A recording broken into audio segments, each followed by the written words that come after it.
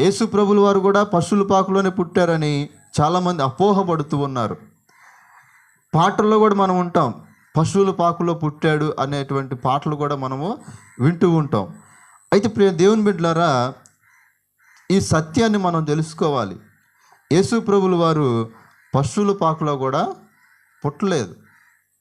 మరి ఎక్కడ పుట్టాడా అంటే, ఎక్కడ పుట్టాడు అనే సంగతి కూడా బైబిల్ గ్రంథం మనకు చెప్పలేదు. కానీ ఒకసారి మనము మరొక సత్యాన్ని తెలుసుకుందాం. లూకాసు వార్త 2వ అధ్యాయము 6వ వచనాన్ని మనం చదువుదాం.